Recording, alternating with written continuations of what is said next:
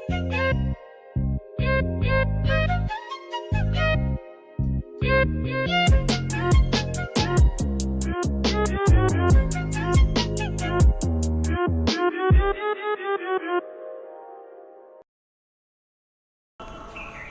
hello people, this is your channel CATV and in this video we are going to understand SF402, right? And see, ये particular notes है जिसके through जो है SF402 हम पढ़ेंगे। आपको क्या करना है कि आप अपने नोट्स लेके बैठिए या आप जो फैकल्टी की बुक है वो लेके बैठिए। यही कंटेंट होगा, यही पर्टिकुलर रहता है ना कि सब टॉपिक्स होंगे जिस टॉपिक्स के अंदर जो है बातचीत चलेगी। तो ठीक है, बिना किसी देर के हम स्टार्ट करते हैं। सबसे पहले बात करते हैं SF402 की। तो SF402 क्या बोलता है? Auditor consideration. ऑडिटर कंसिडरेशन, ठीक है, रिलेटिंग टू एंटिटी, उन एंटिटी के रिलेशन में जब वो सर्विस ऑर्गेनाइजेशन को यूज़ करते हैं। तो auditor consideration relating to entity that using service organisation, मतलब कि auditor consideration relating to entity जो आउटसोर्सिंग का वर्क देखते हैं, जो आउटसोर्सिंग का वर्क देखते हैं इन द सेंस कि जिन्होंने अपना काम आउटसोर्स करा के रखा है और वो सर्विस ऑर्गेनाइजेशन को यूज़ कर रहे हैं। तो देखो, एक होता है यूज़र एंटिटी, यूज़र ऑडिटर, फिर सर्विस ऑर्गेनाइजेशन की एंटिटी, सर्विस ऑर्गेनाइजेशन का ऑडिटर। तो जो यूज़र ऑडिटर का ऑब्जेक्टिव है, अब हम पढ़ रहे हैं यूज़र ऑडिटर का ऑब्जेक्टिव।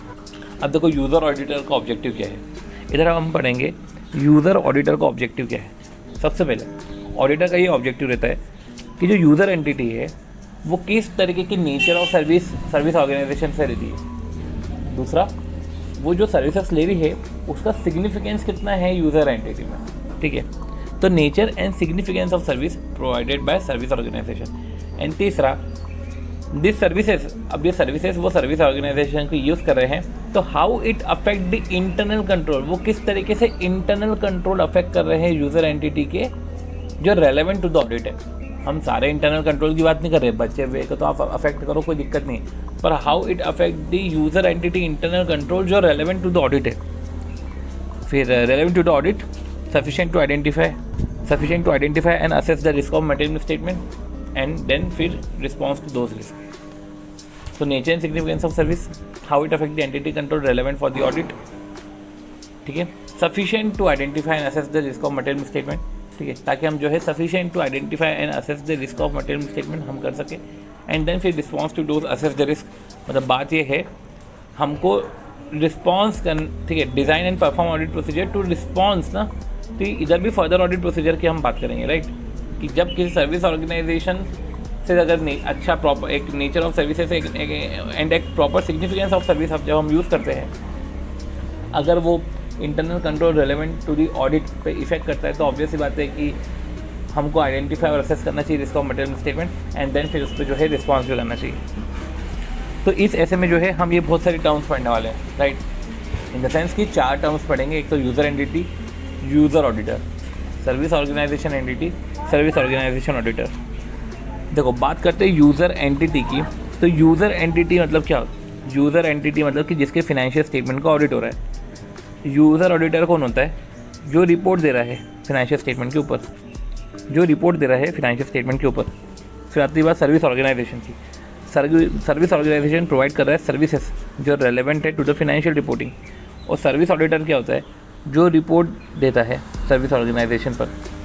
अब यूज़र ऑडिटर रिपोर्ट करता है on financial statement, service auditor report करता है ऑन इंटरनल कंट्रोल। तो ये रिपोर्ट करते हैं फिनेंशियल स्टेटमेंट के ऊपर और ये रिपोर्ट करते हैं कंट्रोल के ऊपर, ठीक है।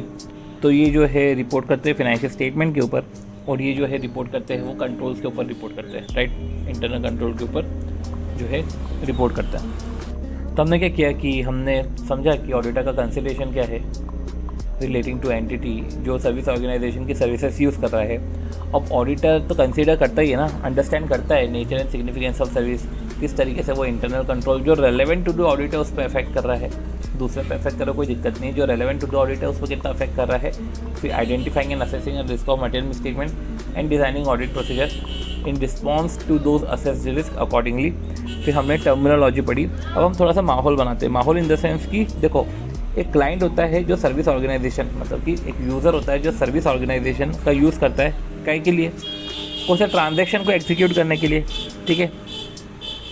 या ट्रांजैक्शन के बाद अकाउंट्स बनते तो मेंटेनिंग ऑफ अकाउंट्स या मेंटेनिंग ऑफ डेटा, ठीक है। तो executing transaction, maintaining of accounts, maintaining of data, ठीक है। तो ले देकर जो है ऐसी कितनी सारी सर्विसेज होती है जो सर्विस ऑर्गेनाइजेशन देती है एंड जो इंटीग्रल है टू द यूज़र एंटिटी, ठीक है। तो ऐसे केस में उसका सिग्निफिकेंस बढ़ जाता है। जैसे कि सपोज करो टैक्स कंप्लायंस, अब टैक्स कंप्लायंस तो बिजनेस ऑपरेशन के लिए बहुत ही इंटीग्रल है, राइट।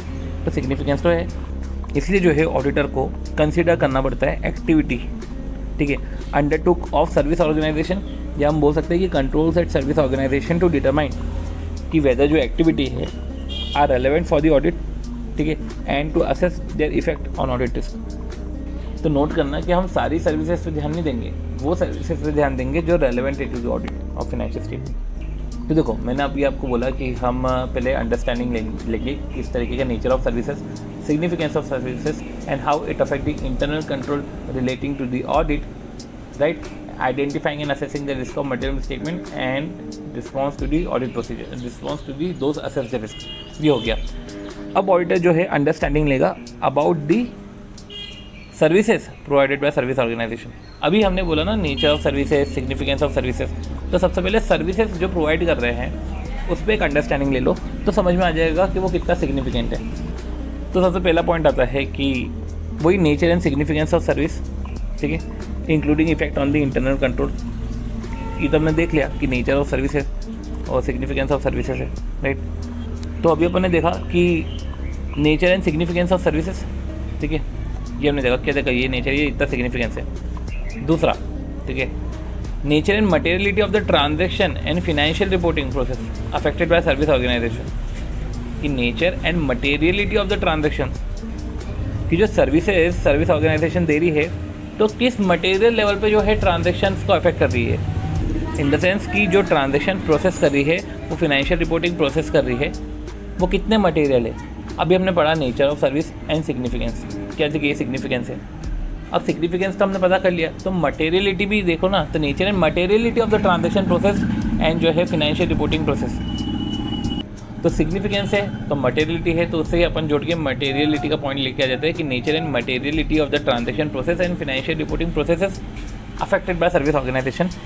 कितने मटेरियल लेवल पे जो ट्रांजेक्शन प्रोसेस जो सर्विस ऑर्गेनाइजेशन अफेक्ट करती है, कितने मटेरियल लेवल पे जो है financial reporting process service organisation affect करते हैं। तो nature and significance of services provided by service organisation and the nature and materiality of the transaction affected and financial process affected by service organisation, ठीक है। तो nature and significance समझा, and किस material level पे transaction affect कर रहे हैं और service financial reporting process affect कर रही है, इन द सेंस कि कितने मटेरियल ट्रांजेक्शन वो जो है सर्विस ऑर्गेनाइजेशन प्रोसेस कर रही है, या कितने मटेरियल ट्रांजेक्शन फिनेंशियल रिपोर्टिंग कितने मटेरियल लेवल पे फिनेंशियल रिपोर्टिंग प्रोसेस अफेक्ट कर रही है। चलो ये हमने देख लिया, ठीक है।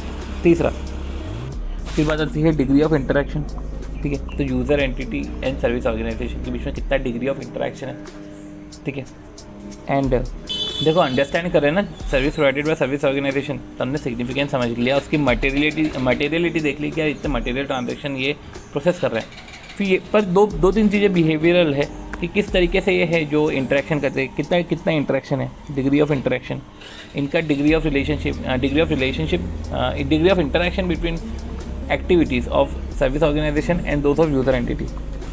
तो यूज़र एंटिटी और सर्विस ऑर्गेनाइजेशन के बीच में जो एक्टिविटी है, अगर वो अपने इंडिपेंडेंट है तो ठीक है, पर कितने लेवल पे इंटरैक्टेड है, ठीक है, डिपेंडेंसी कितने लेवल पे। तो degree of interaction between the user entity and service organisation services, and क्या नेचर ऑफ रिलेशनशिप है between user entity and service organisation, ठीक है।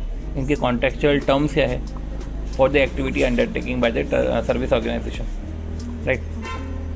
तो हमने क्या क्या समझा, सबसे पहले तो nature and significance of services provided by service organisation. जो service organisation nature and significance of service कितना दे रही है, degree of materiality of the transaction, ठीक है, डिग्री ऑफ मटेरियलिटी की है, nature and materiality of the transaction processed और financial reporting processes by service organisation, and interaction of activities कितना है, वही इंटरेक्शन ऑफ एक्टिविटीज़ कितना है, एंड साथ ही साथ जो है नेचर ऑफ रिलेशनशिप, ठीक है, इनका nature of relationship, contractual terms, ठीक है, टर्म्स ऑफ एग्रीमेंट, ये सब क्या है।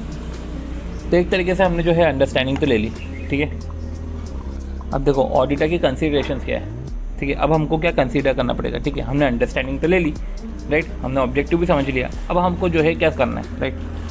देखो हम ऑब्जेक्टिव में यही देखते हैं कि how user audit, how service organisation की services affect the internal control of the entity, ठीक है, रिलेवेंट टू द ऑडिट। तो देखो सर्विस ऑर्गेनाइजेशन जब भी सर्विसेज देता है तो जो कंट्रोल से जो रेलेवेंट है, एक तो रेलेवेंट है टू द ऑडिट और एक है relevant to the services provided by service organisation.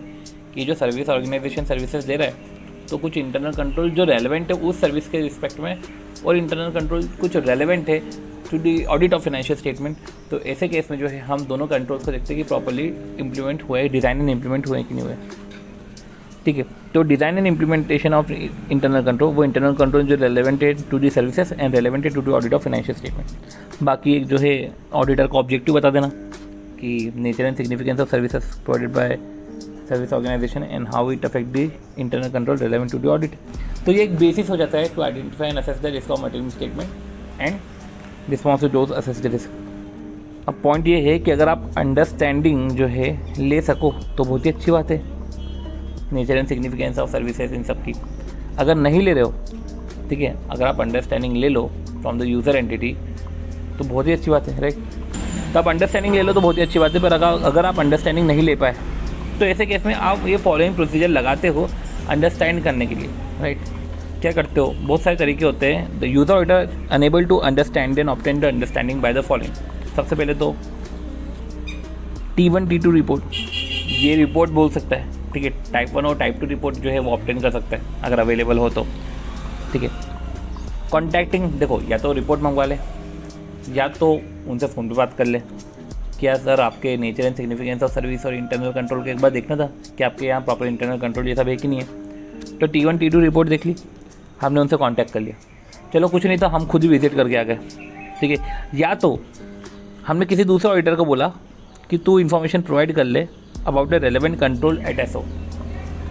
या तो देखो हम रिपोर्ट से पूछ लेंगे, या तो हम कांटेक्ट कर लेंगे, हम रिपोर्ट से समझ लेंगे, या तो हम कांटेक्ट कर लेंगे, या तो हम विजिट कर लेंगे, या तो हम किसी को बोलेंगे कि तू विजिट करके आ जा और एक बार ये देख ले कि ये रेलेवेंट कंट्रोल इधर है कि नहीं है। तो अभी तक हमने पढ़ा क्या, हमने ये देखा कि यूज़र एंटिटी जो है, देखो ऑडिटर के कंसिडरेशंस तो यही होते हैं कि यूज़र एंटिटी जो है कितना नेचर और सिग्निफिकेंस ऑफ सर्विसेज जो है उसको यूज़र एंटिटी को कितना nature and significance of services provide करता है service organisation and how it affect the internal control relevant to the audit.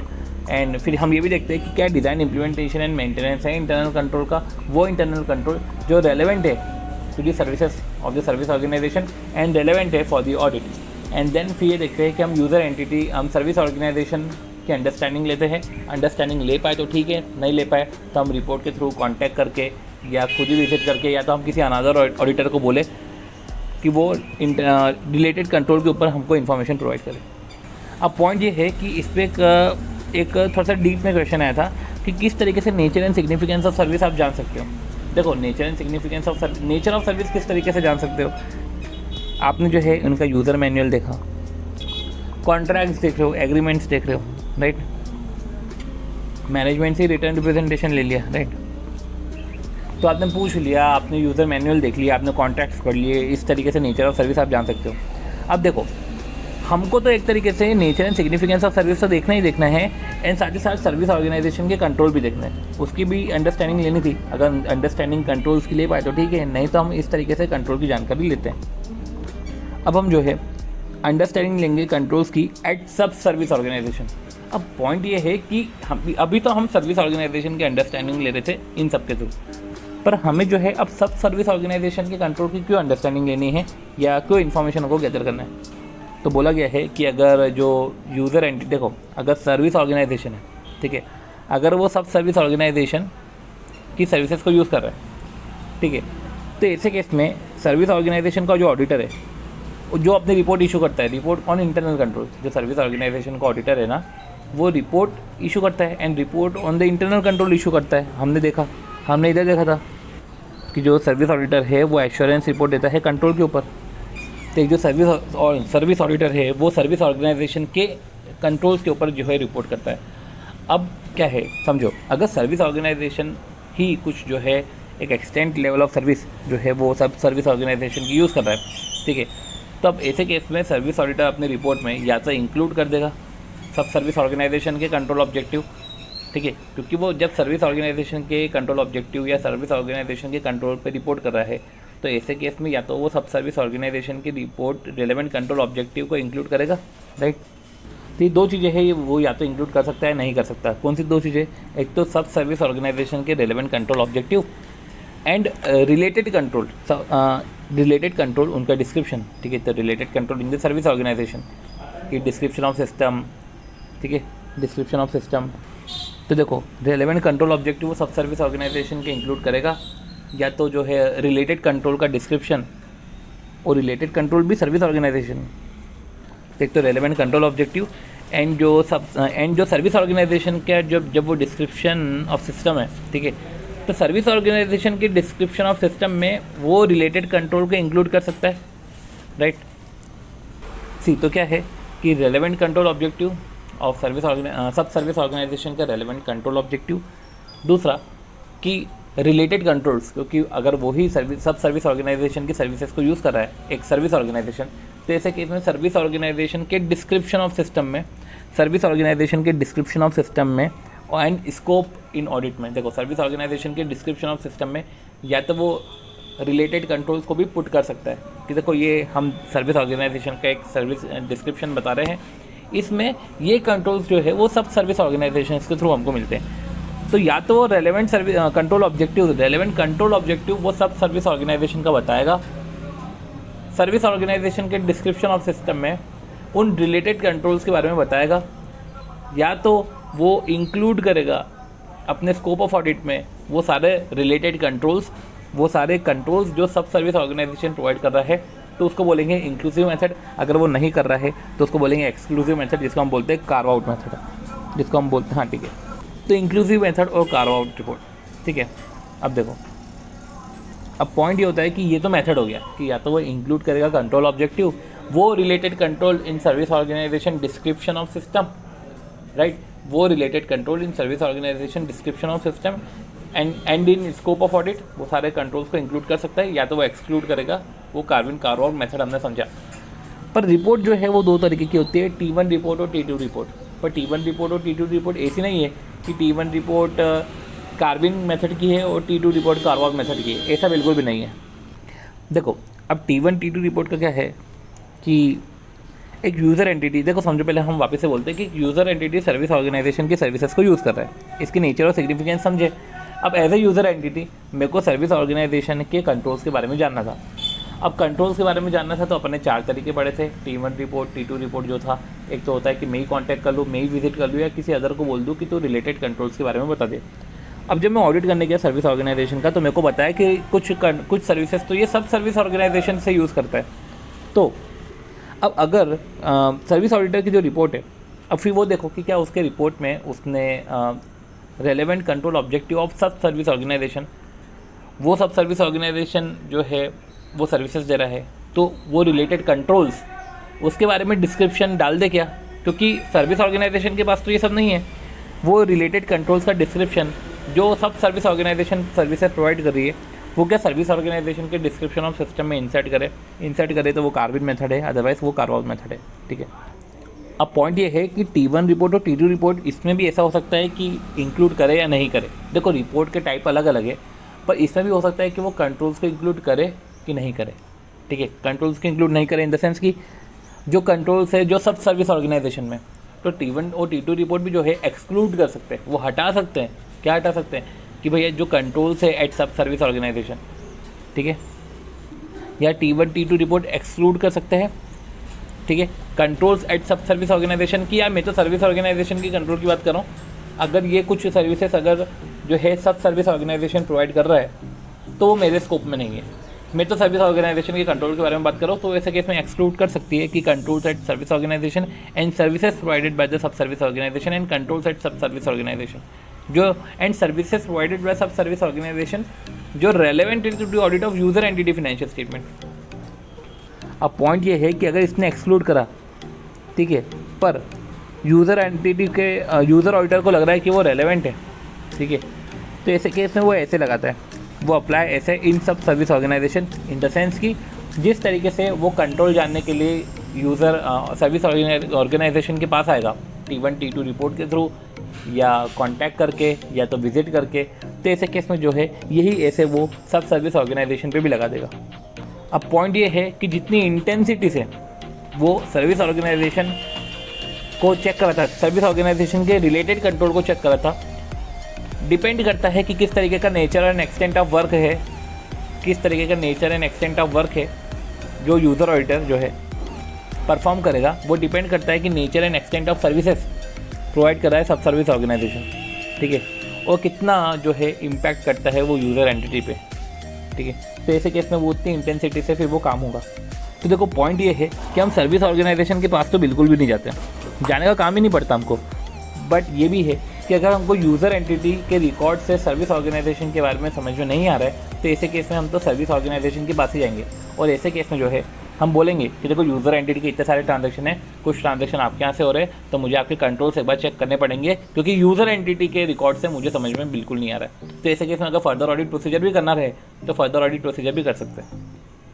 तो इसलिए जो बोल रहे हैं कि रिपोर्टिंग में भी डिटरमाइन करो कि वेदर जो है sufficient and appropriate audit evidence user entity के रिकॉर्ड से मिल गए हैं कि नहीं मिल गए हैं, प्रॉपर तरीके से नहीं मिले हैं, तो ऐसे कैसे आप फर्दर ऑडिट प्रोसीजर करोगे, या तो खुद ही करोगे या तो किसी अनदर ऑडिटर को बोलोगे कि तू जाके करके एट सर्विस ऑर्गेनाइजेशन। अब हम जो है इंक्वायर करेंगे मैनेजमेंट से। अब ये कौन से मैनेजमेंट से? यूज़र एंटिटी के मैनेजमेंट से। हम स्टार्टिंग तो सबसे पहले यूज़र एंटिटी से करेंगे कि जो आप सर्विस ऑर्गेनाइजेशन पे इतना भरोसा रख रहे हो, तो पहले तो इसके कंट्रोल प्रॉपर है कि नहीं है, मैं आपके थ्रू चेक कर रहा हूँ, ठीक है।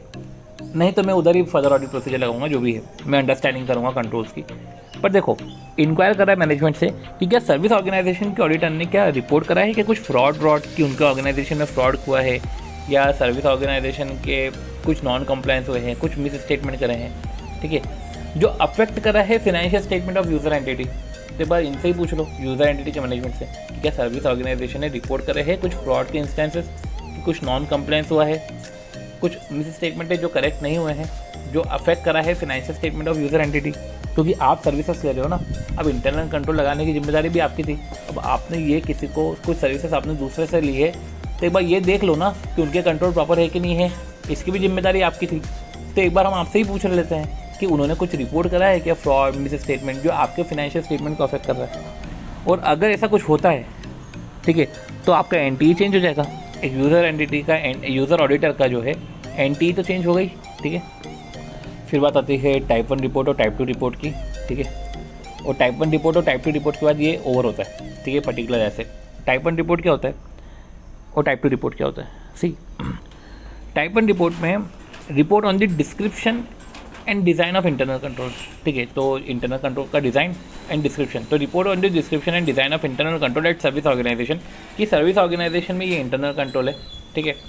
अब इस रिपोर्ट में क्या होता है, जो मैंने आपको बोला कि मैनेजमेंट ने एक डिस्क्रिप्शन तैयार करके रखा हुआ है कि डिस्क्रिप्शन एंड, ठीक है, कि डिस्क्रिप्शन जो मैनेजमेंट ने तैयार करके रखा है कि सर्विस ऑर्गेनाइजेशन में ये कंट्रोल है, ठीक है।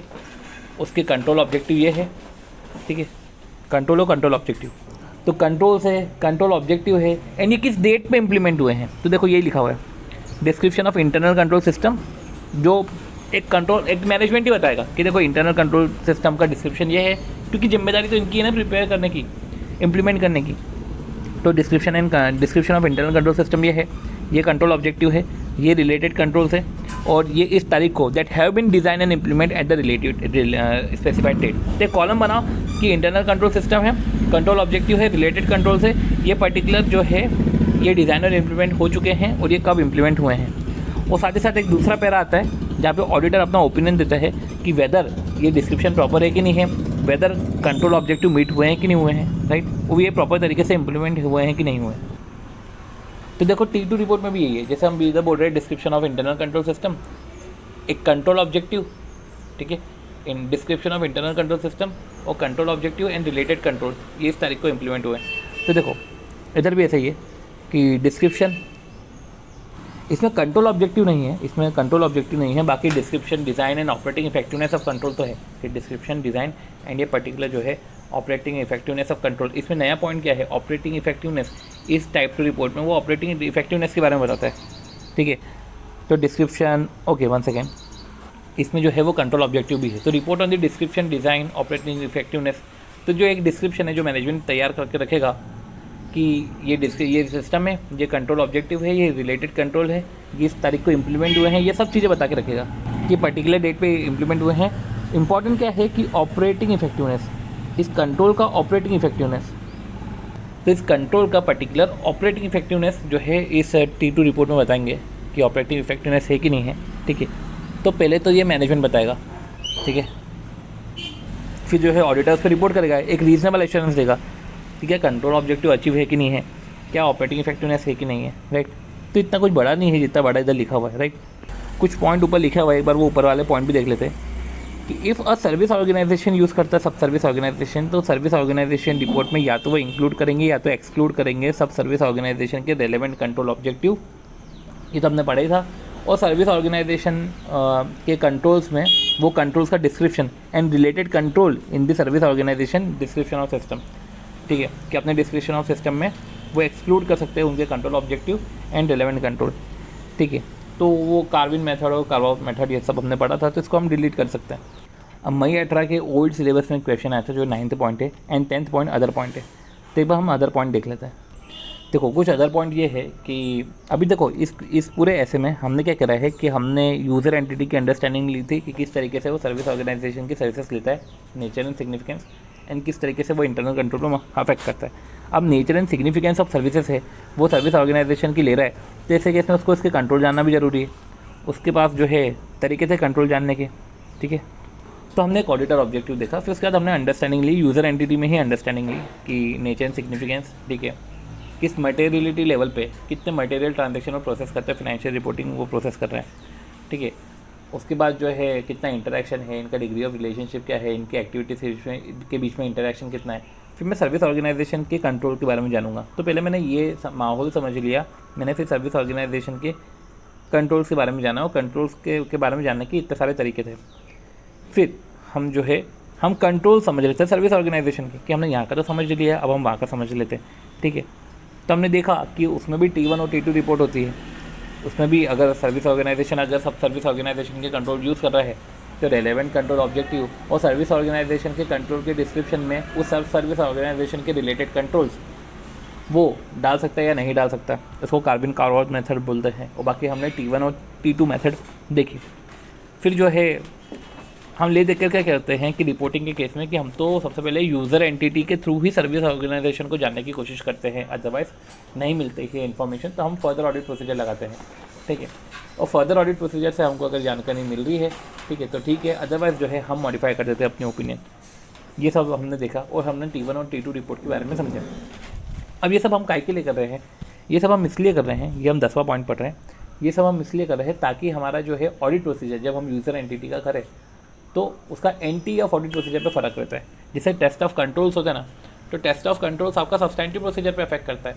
तो इसलिए अब इधर टेस्ट ऑफ कंट्रोल क्या करूँ मैं, सारे कंट्रोल में से कितने सारी मेजर चीज़ें जो है सर्विस ऑर्गेनाइजेशन अगर मुझे सर्विसेज दे रहा है तो ऐसे केस में टेस्ट ऑफ कंट्रोल्स में मेरे को उनके कंट्रोल्स जानना भी ज़रूरी है।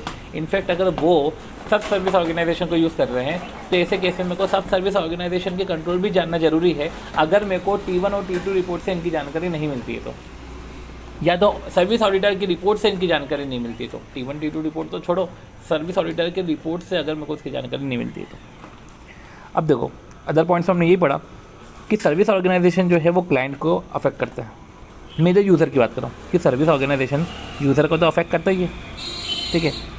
उसका nature and significance of service, how it affect the internal controls relevant to the audit and relevant to the services, ठीक है। तो सर्विस ऑर्गेनाइजेशन की रिपोर्ट ना एक तरीके से वो क्लाइंट की रिपोर्ट या जो पर्टिकुलर यूज़र एंटिटी की रिपोर्ट को भी अफेक्ट करेगा। तो इसलिए क्योंकि सर्विस ऑर्गेनाइजेशन की रिपोर्ट यूज़र एंटिटी की रिपोर्ट को भी अफेक्ट करेगा, तो ऐसे केस में यूज़र ऑडिटर को कंसीडर करना चाहिए कि किस वही मतलब कि nature and scope of work, obviously बात है कि वो कार्विन मेथड में तो बता ही देगा, पर फिर भी उसको कंसीडर करना चाहिए कि nature and significance of service, ठीक है, nature and scope of work जो सर्विस ऑडिटर ने किया है, इसका usefulness and appropriateness of report in an audit of user entity. तो समझो कि उसने कितना काम करा है, nature and significance of work किस हद तक उसकी यूज़फुलनेस है और अप्रोप्रिएटनेस है इन रिपोर्ट। तो ले देखिए हमको वही है कि हमको कंसिडर करना पड़ेगा सर्विस ऑडिटर की रिपोर्ट को भी, क्योंकि उसकी ऑडिट रिपोर्ट का इंपॉर्टेंट रोल है हमारे यूज़र एंटिटी की ऑडिट रिपोर्ट पे, ठीक है। उसका ओपिनियन अफेक्ट कर सकता है यूज़र एंटिटी की ऑडिट ओपिनियन पे। अब जो है मई 18 के ओल्ड सिलेबस में एक क्वेश्चन आया था, हम जो है उस क्वेश्चन को देख लेते हैं। तो देखो मई 18 के ओल्ड सिलेबस में क्वेश्चन क्या था, मैं आपको बताता हूँ क्वेश्चन एक बार। ड्यूराफोन मोबाइल कंपनी का है कि ड्यूराफोन मोबाइल कंपनी है जिसका पैन इंडिया में प्रेजेंस है और मार्केट लीडर है। उसने अपने रिवेन्यू ऑपरेशंस जो है इंक्लूडिंग अकाउंटिंग फंक्शन आउटसोर्स करके रखे हैं सेट सॉल्यूशंस को। तो ड्यूराफोन ने आउटसोर्स किसको करा, सेट सॉल्यूशंस को एज एन ऑडिटर। अब as an auditor of mobile company enumerate a factor that take into consideration relating to the financial reporting. तो फैक्टर जो हमको ध्यान रखना चाहिए relating to its financial reporting, ठीक है, क्योंकि मैं मोबाइल कंपनी का ऑडिटर हूँ, ठीक है। तो देखो ऐसे केस में जो है एक मेजर सर्विसेज उसने जो है सर्विस ऑर्गेनाइजेशन से ले रहा है। तो जो सर्विस ऑर्गेनाइजेशन प्रोवाइड कर रहा है वो रेलेवेंट है टू दी ऑडिट एंड जो भी रिलेटेड कंट्रोल्स हैं, ठीक है, कंट्रोल्स उस पर लग रहे हैं वो भी रेलेवेंट है, ठीक है, to the audit of financial statement of user entity. देखा जाए तो सर्विस ऑर्गेनाइजेशन तो सर्विसेज ही दे रहा है, तो बहुत सारे कंट्रोल, ऑब्वियस सी बात है कि बहुत सारे कंट्रोल तो फाइनेंशियल रिपोर्टिंग के रिलेशन में ही होते हैं, बट कुछ कंट्रोल ऐसे भी होते हैं जो फाइनेंशियल रिपोर्टिंग से रिलेटेड तो नहीं है पर यूज़र एंटिटी के फाइनेंशियल रिपोर्टिंग फाइनेंशियल स्टेटमेंट में वो ज़रूरी है। जैसे कि फॉर एग्जांपल सर्विस ऑर्गेनाइजेशन जो है आपकी असेट की सेफगार्डिंग करता है, ठीक है, तो सेफगार्डिंग ऑफ असेट ये कंट्रोल बहुत ज़रूरी है। चलो एक चीज़ ये है कि सर्विस ऑर्गेनाइजेशन आपको बहुत सारी सर्विसेज देता है, तो ऐसे केस में सर्विस ऑर्गेनाइजेशन के पास भी एक सेफगार्डिंग ऑफ असेट होना चाहिए। अगर प्रॉपर सिस्टम्स रहेंगे तभी तो जाके वो प्रॉपर सर्विसेज देगा, तो ऐसे केस में वो कंट्रोल का होना भी ज़रूरी है, राइट। तो ये बोलना चाह रहे हैं कि जो सर्विस ऑर्गेनाइजेशन की जो सर्विसेज है वो रेलेवेंट है फिनेंशियल रिपोर्टिंग के लिए। तो सर्विस ऑर्गेनाइजेशन की सर्विसेज है वो यूज़र एंटिटी के लिए ज़रूरी है। तो service organisation services are part of user entity information system including related business process relevant to the financial reporting. अगर जो है सर्विसेज ये सब चीज़ें किसी में से इन सब चीज़ों में से कोई सी एक चीज़ अफेक्ट कर रही है, तो देखो ऐसे केस में क्या है कि ये अफेक्ट कर रहे हैं किसी भी चीज़ को, तो वो बहुत ज़रूरी हो जाता है। तो सर्विस जो है सर्विस ऑर्गेनाइजेशन जो प्रोवाइड कर रहा है वो रेलेवेंट है फाइनेंशियल रिपोर्टिंग में। अगर सर्विसेज जो है किसी भी इन चीज़ों को अफेक्ट कर रही है तो फिर वो रेलेवेंट हो जाता है। जैसे कि वो अगर अफेक्ट कर रहा है क्लास ऑफ ट्रांजैक्शन, ठीक है, जो सिग्निफिकेंट है in the user entity financial statement, तो वो ट्रांजैक्शन को ये अफेक्ट कर रहा है इन द सेंस कि वो ट्रांजैक्शन ही ये कर रहा है, ठीक है। या तो प्रोसीजर, तो अगर ये अफेक्ट कर रहा है क्लास ऑफ ट्रांजैक्शन जो सिग्निफिकेंट है टू द यूज़र एंटिटी, या तो सर्विसेज जो है वो internal control procedure of user entity affect कर रहा है, जैसे कि प्रोसीजर आईटी प्रोसीजर या मैनुअल प्रोसीजर, ठीक है, जिस प्रोसीजर के थ्रू यूज़र एंटिटी के ट्रांजैक्शन इनिशिएट होते हैं, रिकॉर्ड होते हैं, प्रोसेस्ड होते हैं, करेक्टेड होते हैं, अगर वो इंटरनल कंट्रोल पर अफेक्ट कर रहा है। या तो वो related accounting records, supporting information, specific accounts, तो अगर वो इंटरनल कंट्रोल को अफेक्ट कर रही है, अपन ने यहाँ से पढ़ लिया, ठीक है। फिर या तो वो रिलेटिंग अकाउंटिंग रिकॉर्ड्स, ठीक है, सपोर्टिंग इन्फॉर्मेशन, स्पेसिफिक अकाउंट्स जो है इन सब चीज़ों को अफेक्ट कर रही है, जैसे कि करेक्टिंग इनकरेक्ट इन्फॉर्मेशन, ठीक है। तो एक तो देख लिया कि क्लास ऑफ ट्रांजैक्शन पे अफेक्ट कर रही है, एक हमने पढ़ लिया कि इंटरनल कंट्रोल पे अफेक्ट कर रही है, एक अपन ने पढ़ लिया अकाउंटिंग रिकॉर्ड्स इन सब पे अफेक्ट कर रही है। तो देखो आपने क्लास ऑफ ट्रांजैक्शन देखे, इन्फॉर्मेशन सिस्टम इंटरनल कंट्रोल पे अफेक्ट कर रही है, और अकाउंटिंग रिकॉर्ड्स पे, तो देखो records, transaction, information system, information, IT controls, ठीक है, आईटी कंट्रोल्स यूज़र एंटिटी के, ठीक है। तो देखो एंटिटी के इन्फॉर्मेशन सिस्टम पे देखो क्लास ऑफ ट्रांजैक्शन, एंटिटी के आईटी प्रोसीजर, ठीक है, फिर accounting records, right, and then जो है एंटिटी के इन्फॉर्मेशन सिस्टम। तो अपन ऐसा बोल सकते हैं कि अकाउंटिंग रिकॉर्ड्स थे, या तो ऐसा बोल सकते हैं कि ट्रांजैक्शन, ठीक है, ट्रांजैक्शन से हमारे अकाउंटिंग रिकॉर्ड्स क्रिएट हुए, फिर आईटी प्रोसीजर लगाकर जो है ये इन्फॉर्मेशन सिस्टम में एंटर हो गए, राइट। ट्रांजैक्शन से अकाउंटिंग रिकॉर्ड्स हुए और आईटी प्रोसीजर लगा के ये सिस्टम में एंटर हो गए। तो एक तो हो गया ट्रांजैक्शन की क्लास ऑफ ट्रांजैक्शन पे अफेक्ट करता है, दूसरा कि अगर रिलेटेड अकाउंटिंग रिकॉर्ड्स इन सबको अफेक्ट कर रहा है, फिर आईटी प्रोसीजर लगा के किस तरीके से ये आईटी प्रोसीजर या मैनुअल प्रोसीजर जो है वो यूज़र एंटिटी के मैनुअल प्रोसीजर को अगर अफेक्ट करता है तो वो सिग्निफिकेंट है, ठीक है। और फिर इन्फॉर्मेशन सिस्टम में एंटर हो गए कि किस तरीके से यूज़र एंटिटी का इंफॉर्मेशन सिस्टम जो है वो इवेंट और कंडीशन भी कैप्चर करने लगा है, ठीक है। ट्रांजैक्शन के अलावा वो इवेंट और कंडीशन भी कैप्चर करने लगा है, जो सिग्निफिकेंट है। तो ऐसा हम ये जब हम पढ़ रहे हैं वो ये है कि अगर यूज़र एंटिटी इन सब चीज़ों को अगर सर्विस ऑर्गेनाइजेशन की सर्विसेज अगर इन सब चीज़ों को अफेक्ट कर रही है तो उस पर ध्यान देना चाहिए। तो सर्विस ऑर्गेनाइजेशन की सर्विस तो यूज़र एंटिटी का ही पार्ट है, ठीक है, अगर सर्विस ऑर्गेनाइजेशन इन सब चीज़ों को अफेक्ट कर रही है। तो अभी अपन ने क्या बोला कि ट्रांजैक्शन हुआ, अकाउंटिंग रिकॉर्ड्स बने आईटी सिस्टम के थ्रू जो है, फिर वो आईटी प्रोसीजर के थ्रू सिस्टम में एंटर हो गए।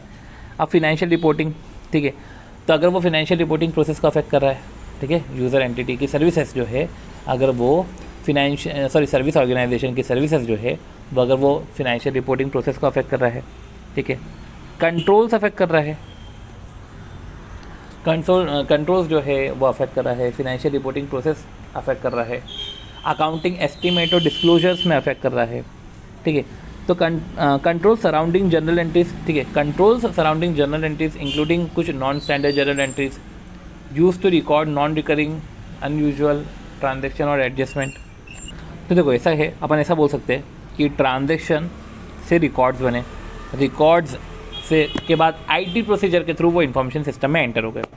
अब उसकी जर्नल एंट्री हुई है, ठीक है, राइट, और कुछ अनयूजुअल ट्रांजेक्शन्स की भी जनरल एंट्री हो गई और इससे जो है फिनेंशियल रिपोर्टिंग हो गई, ठीक है। जनरल एंट्री के बाद हम अकाउंटिंग एस्टीमेट, अकाउंटिंग पॉलिसी इस्तेमाल करते हैं और फिनेंशियल रिपोर्टिंग करते हैं।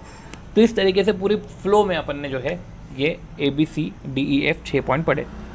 सो इस तरीके से हमारा जो है 402 वाला पर्टिकुलर ऐसे ओवर हुआ। अगर वीडियो अच्छा लगे, देखो हमने इसके पहले मैं बोल दूँ कि हमने सारे क्वेश्चन देख लिए हैं, अगर आपको देखना तो आप और क्वेश्चन देख सकते हैं। अगर वीडियो अच्छा लगे तो please do like the video, share the video and subscribe to the channel CATV। मिलते हैं नेक्स्ट वीडियो में, ठीक है, जहाँ पे हम जो है और रिलेवेंट टॉपिक्स के बारे में पढ़ेंगे, राइट।